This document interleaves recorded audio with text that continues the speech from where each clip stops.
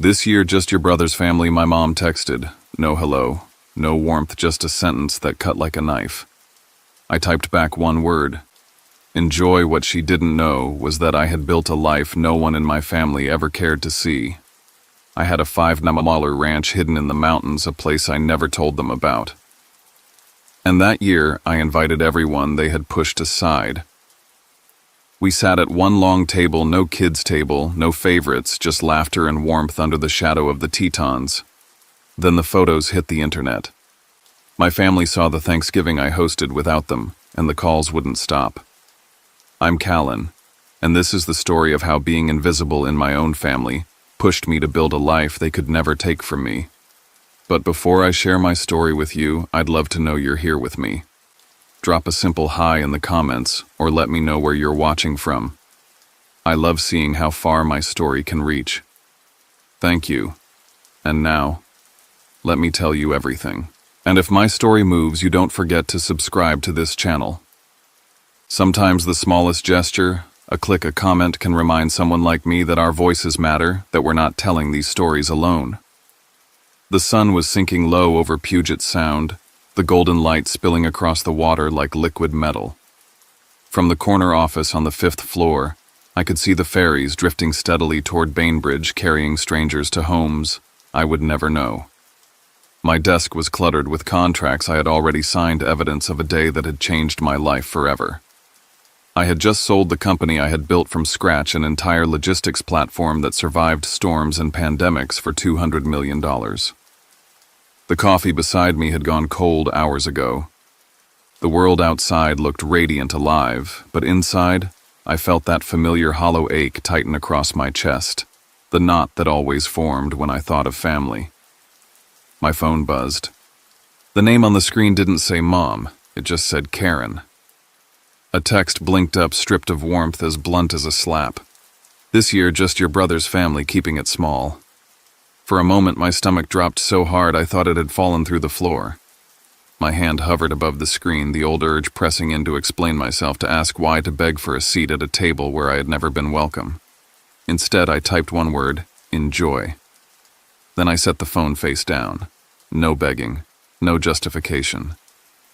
Memories came rushing back in fragments, the kids' table shoved to the side while the adults laughed. My voice cut short mid-sentence so they could cheer Colt's latest touchdown, the birthdays forgotten, the Christmas cards that showed only his family smiling in coordinated sweaters. Year after year, the lesson was the same: to belong, I had to shrink. To be seen, I had to disappear. But as I stood at the window watching a ferry's wake cut through the sound, something shifted. I wasn't going to shrink anymore. If they wouldn't give me a seat, I would build my own table. Bigger. Stronger. Mine. I opened my laptop again, not for contracts this time, but for the weather map of the Rockies. Jackson Hole was expecting snow, but the flights were clear. My ranch, 40 acres tucked against the Tetons, was ready. They didn't know about the ranch. They didn't know I had spent 2 years building a lodge with stone fireplaces, cedar beams, a wide porch that overlooked a private lake stocked with trout. They didn't know I owned something they could never define me by, because I had never given them the chance. I dialed Sam, my ranch manager. Check the kitchen stock, the woodpile, make sure the heating's solid, I said. My mind was already racing. This year I would host my own Thanksgiving, and I knew exactly who I would invite: Tucker, Finn, Quinn, B. Wade, and most importantly, Grandma Rose. The ones who had been cut out just like me, the forgotten, the overlooked. They were my family now. No kids' table, no favorites.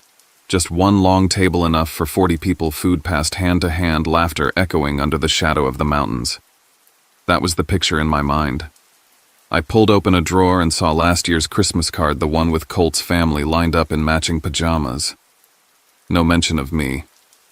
I slipped it back inside like evidence in a trial, a reminder of what I was leaving behind.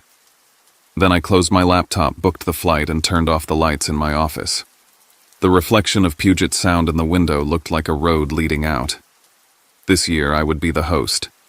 But a question lingered as sharp as the mountain air I was flying into when the photos from my ranch made their way back to Missoula. What would my family do, and was I truly ready to face them when they came calling long before there was a corner office or a mountain ranch? There was a drafty old shed behind my parents' house in Missoula. Colt was the star, the boy with the golden arm. The local paper splashed his face across the sports section. Local QB leads Grizzlies to playoffs. At Rusty Spur, the burger joint down the street, they gave him free food just for showing up.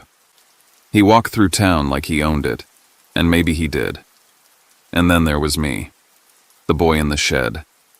I scavenged old radios, broken computers, scraps of wire from the hardware store. I'd sit cross-legged in the dust, soldering pieces back together, coaxing life from machines everyone else had given up on. Dad would call me a tinkerer, not as praise, but as if I were playing at something that didn't matter. Mom would glance in and say, "That's cool, Callan," before pivoting right back to bragging about Colt's expanding role at the family store. At dinner, I'd try to share what I was building, an AI program that could learn patterns from traffic data, a crude idea then, but I'd be cut off mid-sentence so they could talk about Colt's chances of being scouted by Montana State. My 21st birthday passed without a mention. That Christmas card with only Colt's smiling family, it stung like salt in an open wound. And every holiday I was pushed toward the kids' table, a reminder that I didn't count. But in that shed, I built something real. At 16, I pieced together a small server enough to give a handful of neighbors internet access. For the first time, I realized the truth. If I could make a broken radio sing again, I could build anything. That dusty shed was my classroom, my sanctuary, my proof. The letter from Caltech arrived when I was 18, a full scholarship in software engineering. My hands shook as I held it, not because of the opportunity, but because I knew exactly what would come next. Dad wanted me in the family shop helping Colt with customers stocking shelves. "The store could use you," he said, like that was my highest calling. I chose differently. I chose myself. The glory wasn't in the headlines, it was in finally being seen, even if only by me. On the day I packed for California, I overheard Dad and Colt in the kitchen. They spoke casually as if I weren't in the house. "If we ever need him back, Callan can watch the shop," Dad said. Colt laughed. "Yeah, backup plan, backup plan." That's all I was to them, a safety net, a placeholder. I gripped the rusted piece of radio I had carried for years, my talisman, and swore I would never be anyone's backup again. Grandma Rose was the only one who looked me in the eye that morning. "You're building something real, Callan," she said. Those words carried me further than any praise from my parents ever could. At the airport, I boarded my first flight with the radio part still in my pocket. As the plane lifted off, Missoula shrank below me, a quilt of streets and fields stitched tight around a family I no longer fit into. The question that followed me west was sharper than any goodbye. Would what I built ever be enough to break the mold they had cast me in, or would I always be pulled back to that kid's table no matter how high I climbed? At 23, Denver felt less like a city and more like a test of endurance. I lived in a rented apartment where the paint peeled off the walls and the swamp cooler had given up long before I moved in. Summer heat clung to every surface, and in the winter I could see my breath in the living room. During the day, I worked in a repair shop, fixing cracked phones and short-circuited radios. At night, I sat cross-legged on the floor, coding for hours, fueled by ramen cheap coffee, and the conviction that if I could make an old radio sing again in my father's shed, I could resurrect any broken system. That belief carried me into my first company. I thought I was ready. I found a small investor, hired 2 friends, and built a rough prototype to predict supply chain disruptions for hospitals. It felt revolutionary until one phone call unraveled everything. My investor backed out overnight. The money dried up, bills piled on my desk, and I was left to shoulder debts on my own. I sold my car, biked to the shop, and told myself failure was only temporary. The second attempt stung worse. This time I had 10 employees, a real office space, and momentum. But I overreached. Expansion outpaced revenue, and by the end of one quarter I couldn't make payroll. I remember standing in front of my team, my voice cracking, telling them I would find a way. I cut every personal expense down to nothing. I lived on instant noodles while making sure each paycheck cleared for them. That sacrifice wasn't noble, it was survival. But it mattered. Most people left. One didn't. Mia. She was the only one who stayed when the money thinned and the future looked like smoke. She came into my office late one night, dropping a bag of takeout on my desk. "You're building something real, Callan," she said. "Don't let anyone talk you out of it." Her loyalty was a kind of oxygen. Then came the pandemic. Hospitals couldn't find ventilators, blood bags, masks. Supply chains snapped in half. My app, Still Raw, was the only thing that could track inventory across 42 states. For weeks, I barely slept, answering calls from frantic administrators, patching code between deliveries, mapping resources so equipment didn't rot in warehouses, while patients suffocated in ICU beds. We were never in the headlines, but we kept the system alive. A quiet kind of heroism, one no one in my family ever heard about. By the time the storm eased, contracts poured in. A major tech conglomerate circled. When they offered $200 million, I signed not out of greed but relief. I could finally breathe. But I told no one back home. Not my parents. Not Colt. What would they have done with that information? Applauded, mocked. Used it as another reason to call me selfish. I wasn't about to hand them the script. With part of that money, I bought a ranch in Jackson Hole, 40 acres of freedom at the base of the Tetons. For 2 years, I poured myself into building it: cedar beams from local mills, granite fireplaces, a wide porch that looked out over a private lake where I stocked trout by hand. It wasn't a showpiece, it was a sanctuary. No banners, no bragging, no Colt to overshadow me. Just silence and ownership. Elise, my girlfriend at the time, wanted me to stop. She wanted wine nights and vacations, not midnight coding and phone calls to Wyoming contractors. "When do you start living?" she asked. I couldn't give her the answer she wanted. I chose the work, chose the vision, and let her walk away. Mia never asked me to stop. She wasn't my girlfriend, not even close, but she believed in what I was building. That was enough. I gave quietly, too. Donated refurbished computers to schools in Denver, outfitted clinics with free software licenses. I never attached my name. Quiet control that became my rule. I didn't need applause. I needed ownership of my life. An old investor, the one who bailed on me, came back years later, puffing his chest, reminding me how he almost bought me out. The irony was brutal. When the conglomerate signed the deal, they admitted the only reason they chose my app over competitors was because I had never given up ownership. If I'd sold out early, the product would have died. My stubbornness had saved it, and in turn me. One night after the ranch was finished, I stood barefoot on the porch. Snow crowned the Tetons like white fire, the lake frozen smooth. The word "enjoy" from my mother's text echoed in my mind. They still had no idea who I had become, and I wasn't sure if I wanted them to. The mountains loomed calm and cold. They were the measure of aspiration, and no money in the world could carry me to their peak. I knew the real climb would be inside me when the old family ghosts came knocking at the door of this ranch. By late autumn, the ranch was alive. Yellow leaves lined the driveway, lanterns glowed along the porch, and smoke curled from the chimney into the crisp Wyoming sky. Sam, the ranch manager, had been running logistics like a field general. We had an outdoor pit for roasting menus designed by a local chef who specialized in Western fare, and enough firewood stacked to last a month. Each guest would find something personal waiting in their room: whiskey for Wade, novels for B, a jazz record for Grandma Rose. I wanted them to feel seen, maybe for the first time in years. Excitement buzzed under my skin, but anxiety gnawed too.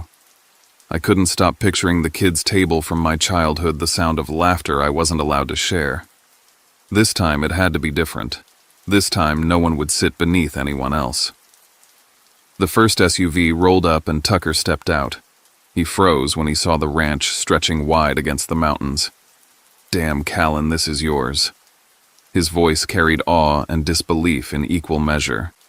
Behind him, Finn and Sadie were already raising their phones, capturing angles, streaming live to their followers. B walked into her room and stopped cold. She covered her mouth with her hand before the tears came. "No one's done this for me in years," she whispered. That reaction alone told me I'd been right to build this table. Quinn clapped me on the shoulder, grinning. "You were always the cool one. We just didn't know it." And then Grandma Rose. She took my hand in both of hers, her eyes gleaming. "You've given us a real family tonight," she said. That sentence rooted deeper than any compliment I'd ever heard from my own parents. When the meal began, the table stretched across the porch set for over 40. plates piled high with roasted beef cornbread, mashed potatoes, wine-poured laughter, rose guitars strummed by Finn under the open sky. Children darted around the lake's edge, their shouts carrying into the night. No kids' table, no divisions, just one family chosen, stitched together by choice rather than obligation. I leaned back, taking it in, and for the first time I felt the warmth of belonging. Then my phone buzzed. Finn and Sadie's live stream had exploded beyond their circle. The hashtag #Callan Ranch Thanksgiving was trending not just in Jackson Hole but back in Missoula. Screenshots of the ranch lit up feeds across town. My chest tightened. It was only a matter of time before my parents saw. I could feel the storm moving closer.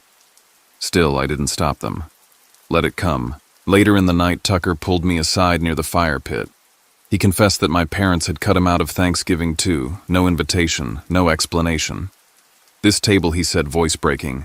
This is the real one. This is where I belong. His words hit me harder than the cold. I realized the truth. I hadn't just built a table for myself.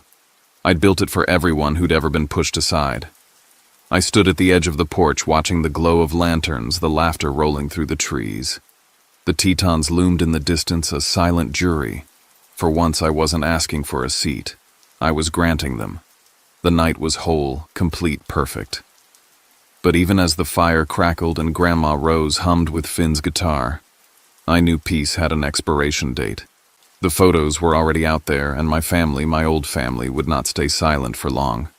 The morning after the feast, I sat in the ranch library, the walls lined with books that smelled faintly of cedar and dust. The fire in the stone hearth still glowing with the last embers from the night before. The house was silent except for the distant sound of children playing outside, their laughter carrying across the frozen lake. My phone lit up again and again on the table beside me, vibrating against the wood until it rattled. 8 missed calls from my mother. 4 from my father. A text from Colt Sharp and sarcastic real slick move Callan. I scrolled through Instagram and saw Finn's posts climbing in views, comment after comment from Missoula locals filling the feed. Did you see Callan's place? I didn't even know he had money like that. That lodge is bigger than half the resorts in Wyoming. Even the town pastor had mentioned me by name during Sunday service, according to a message from a cousin. It was out. The secret I had guarded for years was now public knowledge. I picked up the phone at last and called my mother back. I switched to speaker not because I wanted to share the moment, but because Grandma Rose had asked me to. She sat across from me in an armchair, knitting needles resting in her lap, her eyes steady on the phone. Karen's voice came through, breathless and agitated. "We thought you'd be busy in Seattle, Callan. We didn't think you'd care to come home this year." My father's voice cut in faintly in the background.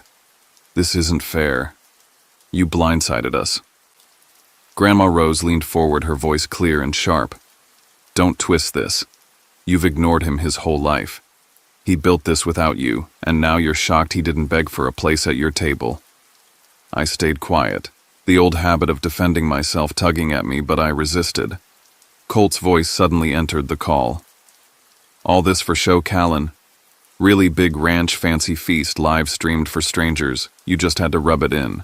I closed my eyes, steadying myself, but before I could respond, Grandma Rose did it for me. "At least he's showing kindness.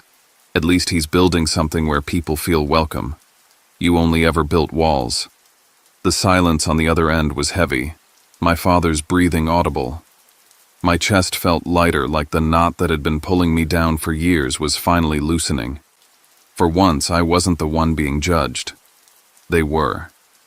And my silence, my refusal to defend or explain, became its own weapon. I ended the call without promising visits or reconciliation. I didn't owe them anything. I placed the phone back on the table and stared out through the frosted glass at the lake. For the first time, I realized the balance of power had shifted. The question was no longer whether they wanted me at their table. It was whether I would ever let them sit at mine. The calls kept coming throughout the day, but I didn't answer again. The ranch was full of laughter, music, and life, while my phone buzzed with desperation and blame. I wondered if they would leave it there or if they would push further, demanding entry into the life I had built without them. A week later, winter settled fully over Jackson Hole. Snow powdered the pines, the air sharp with the scent of wood smoke, and the ranch seemed wrapped in a kind of peace I hadn't known before. I was preparing a shipment of donated equipment for the small hospital in town when headlights cut across the drive. I stepped onto the porch, my boots crunching the frost, and saw my parents' SUV rolling in Colt's truck close behind. No warning, no call ahead, just arrival.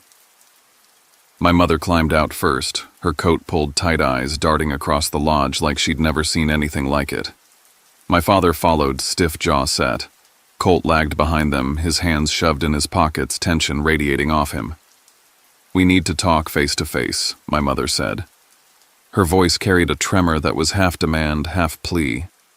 I hesitated. Every instinct told me to turn them away, but Grandma Rose was inside and I wasn't about to stage a war on the porch. I opened the door. Inside the living room, the fire was roaring, and the warmth did nothing to ease the frost between us. My mother started first. "You embarrassed us, Callan. The whole town is talking. You made us look like fools." My father added, his voice rough. "A place like this should be shared with family. You shouldn't be hiding it from us." Colt stayed quiet, his eyes flicking around the room, taking in the wood beams, the art on the walls, the quiet evidence of a life he hadn't imagined for me. Jealousy was written plain on his face. I leaned forward, my voice steady. "For years I was shoved to the kid's table, ignored, cut off mid-sentence so you could brag about him. Now you want to sit at the table I built." After all this time, the door opened, and suddenly Tucker B. and Finn stepped in. They had heard the raised voices. The room split in two without anyone saying it aloud. On one side, the family of blood. On the other, the family of choice. Grandma Rose stood up slowly, her cane tapping the floor. Her voice cracked with strength. "No one is entitled to what Callan has built. He did this alone. You don't get to claim it now." The tension was a storm. My father flushed red. My mother pressed her lips tight. And then Colt finally spoke. "You've done more than I ever thought you could," he admitted. The words hung there almost like an olive branch, but he didn't stop. "But you still don't belong here, Callan. You'll never belong." The sting was sharp but not unfamiliar. It wasn't hatred that filled me, then it was clarity. His envy ran too deep to ever let him see me fully. I stepped outside onto the porch, snowflakes landing on my jacket, the cold biting my skin. Behind me, voices still clashed, loyalties clashing across the living room. The Tetons rose in the distance, indifferent and eternal. The battle wasn't over. It was only just beginning. And I knew I had a choice to make, whether to open the door wider, slam it shut, or build the boundaries higher than ever before. Snow layered the roof like white felt, softening the angles of the lodge until it looked almost like a postcard. Inside, the tree stood close to 10 feet tall, threaded with warm lights and red ribbon, the kind my mother used to buy in bulk for church events. I set the table myself that afternoon, one long run of wood down the great room with mismatched chairs, no head, no foot, no hierarchy. I invited my parents, Colt and Tessa, and I asked the people who had already made this place feel like home, Tucker B. Finn, the cousins who'd been turned away, and Grandma Rose. I told myself this was the point of building a table of my own, to sit everyone together, to stop hiding, to see if the silence could finally give way to honesty. They arrived in a quiet stagger. Tessa's breath fogged the air as she stepped through the door, clutching a bottle of wine like a peace offering. My father moved with his usual stiffness, eyes roaming the beams, the fireplace stone, the framed maps on the wall, as if he were tallying the cost of each choice I'd made. My mother tried on a smile that kept slipping at the edges. Colt didn't say a word. He walked the perimeter of the room the way he had circled fields as a teenager, sizing up the yardage, deciding what it would take to score. Meanwhile, the people who had slept in these rooms and cooked in this kitchen laughed and set out platters and tucked napkins under plates, natural, easy, already belonging. We sat. Plates passed from hand to hand. I raised my glass. "Thank you for coming," I said. "I wanted one table. That's all." A simple line, but my voice shook anyway. I started to tell the story I had never been allowed to finish, the late nights in Denver, the tiny office in Seattle, the hospitals calling at 3 a.m., when every shipment had gone sideways. I described the first time our software rerouted ventilators in time to save a ward from shutting down, how the phone went quiet afterward, and I cried alone on the floor because no one would ever know. My mother reached across me toward the rolls. "How's the store doing, Colt?" she asked, bright automatic, the same way she used to cut me off to ask about practices and playoffs. The room shifted. A fork clinked against a plate. That old cold crept up my spine, recycled from every holiday where I'd been seated a breath outside the conversation. "Not tonight," I said. The words surprised even me. Every time I speak, I get cut short. Not tonight. Silence settled, then thinned. Tessa looked at her lap. Tucker held my gaze. Finn reached for his guitar and then set it back down, reading the room.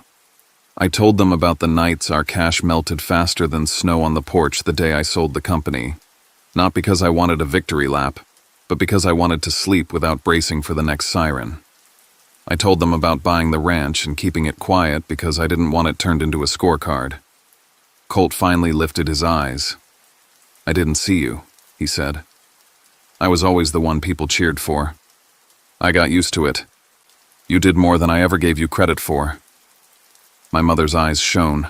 My father nodded once, small and stiff. For a heartbeat, the room softened. Then Colt added, "I don't know if I can live with you getting further than me." The softness vanished. It was honest in the cruelest way, like a truth pulled up by the roots and dropped muddy on the table. Grandma Rose rose as if from some deeper place than bone. "This isn't a contest," she said, voice ringing clean through the rafters. "It's about showing up. He showed up for cousins when they couldn't pay bills. He sent computers to schools without putting his name on a plaque. He built a place where no one gets sent to the kids' table. That's what family is." She looked from my mother to my father, not asking, not accusing, just stating the ledger as it was. I felt the heat in my face, not from shame, but from a line finally drawn. "I don't need a seat at your table," I said. "I built one. If you respect it, you're welcome. If you don't, there's the door. I won't shrink to fit again." No one moved. The tree hummed softly with the current of its own lights. The roast cooled. Somewhere down the hall, a child laughed, unaware that history had just tilted. We ate the rest of the meal in careful motions. Tessa murmured thank yous as she cleared a dish. My mother dabbed at her eyes and stared at her napkin. My father stacked plates as if order might substitute for apology. Colt stared at nothing. When the door shut behind them later, the latch was louder than it should have been. The house seemed to exhale, and I did too, but it didn't feel clean. It felt like the truth finally out in the open, raw and air-stung, waiting to see if it would scar over or split wider. I stood by the window and watched the snow thicken over the lake. I had done what I came to do. Whether anything could be built from it was no longer something I could control. New Year's Eve came quiet and silver. I walked the planks of the dock with a glass of whiskey cupped in my hands, the cold biting at my knuckles. The lodge behind me glowed the way houses do when their full voices spilling from the kitchen, a burst of laughter, a door opening and closing, the sounds of people who weren't looking over their shoulders to see if they were welcome. My phone vibrated in my pocket. A message from Colt. Didn't see that coming. Respect. I read it twice and couldn't tell if it was a truce or a fence post. I let it sit. Then one from my mother. "Can we visit just us?" Another from my father. "Proud of you, son." I saved them all without replying. For once I wanted to test whether they meant the words more than they meant being answered. A new email slid into my inbox, an old family recipe written in my mother's tidy church basement script scanned as a photo. Pumpkin pie. Under it a line, "For your next table." I stared at the words until the screen dimmed. I didn't know if it was an apology dressed as tradition or just tradition refusing to budge. Either way, I stored it with the other notes that had started to accumulate this winter. Small offerings, small openings, nothing promised. In the cousins group chat, Tucker sent a photo from the porch, the long table bare now, but for candle stubs and a few pine needles. "Next year we do it again," he wrote. "Thanksgiving 2.0. Finn replied, "You flipped the whole holiday, man." I smiled in spite of myself. A tradition was a structure you could live inside. Maybe this was ours. I lifted my glass. To the boy in the shed, I said to the dark. I saw him as if he were still out there, knees dusty, soldering iron in his fist, coaxing sound out of an old radio no one believed could work. He wasn't trying to be applauded. He just wanted to hear something alive. Wind skimmed across the lake, smoothing the powder into a pale sheen. The mountains were just outlines now, a charcoal sketch against the sky. I thought about the long road from Missoula to Denver to Seattle to hear the way every mile had taught me a different kind of quiet. The survival quiet of not being heard, the focused quiet of work, the owned quiet of a place that didn't need to be explained to anyone. My phone buzzed again. Messages stacked up, cousins trading plans, B asking for a book recommendation, Wade sending a blurry photo of kids asleep under a pile of blankets on the den floor. Inside, someone started a countdown practice for midnight and lost track in the middle, and the whole room burst into laughter. I realized then that the question that had chased me for years, would I ever belong, had been replaced by a different one, would I choose to? I finished the whiskey and tucked the empty glass into my coat. Maybe my parents would change. Maybe they wouldn't. I wouldn't wait at a closed door anymore. I could leave it unlocked. I could set out plates. I could keep the porch light on, but I wouldn't stand in the cold, trying to convince anyone to come inside.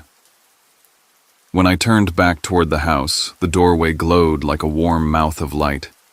I stepped up onto the porch and paused, breathing in wood smoke and cinnamon.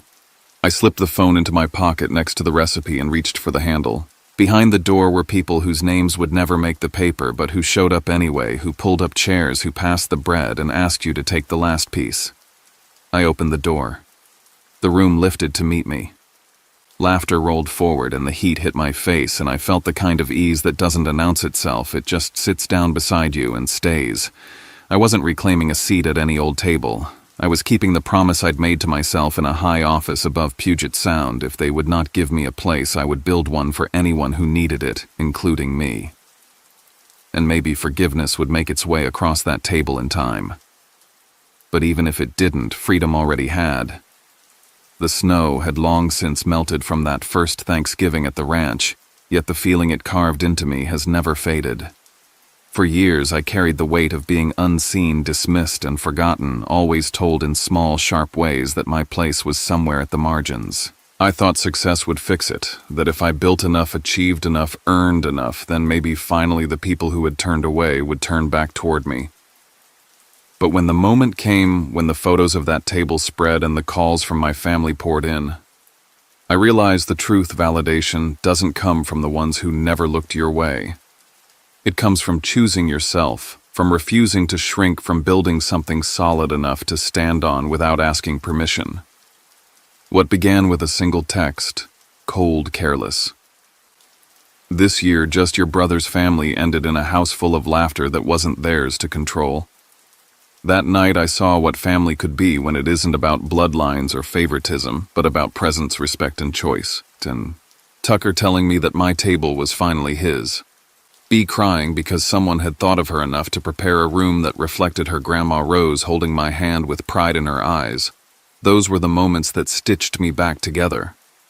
I realized then that the seat I had been denied all my life was never worth chasing. The real power was in creating a table of my own, one wide enough for the people who had always been waiting to belong. And when my parents finally came bristling with pride and defensiveness, the roles had shifted. They were no longer the ones who held the power to include or exclude. I was. And I learned something that night: silence can be louder than argument. Boundaries can be kinder than compromise, and sometimes the greatest act of love for yourself is to stop begging for scraps and set your own feast. If you're listening to this now, maybe you felt that same sting, being the one overlooked, the one underestimated, the one quietly erased in your own family or circle. Maybe you've wondered if you'd ever be enough. I want you to know this: you are. You don't need their chair, their invitation, their stamp of approval. You can build your own table, no matter how small at first, and fill it with people who actually see you. That's the kind of belonging no one can take away. So if my story speaks to you, if you've ever sat at a table where your voice didn't matter, I hope you'll stay connected here. Leave a comment below. Tell me you're listening. Tell me where you're from. Or simply say hi. So I know these words didn't disappear into silence. And if you haven't yet, please subscribe to this channel. Every subscription, every comment, every small gesture reminds me that none of us are truly alone when we dare to tell the truth. Because the truth is simple, we don't need to fight for a seat at someone else's table. We need to build our own and then open it wide for anyone who has ever been told they didn't belong. That's the table worth sitting at. That's the table I'm keeping.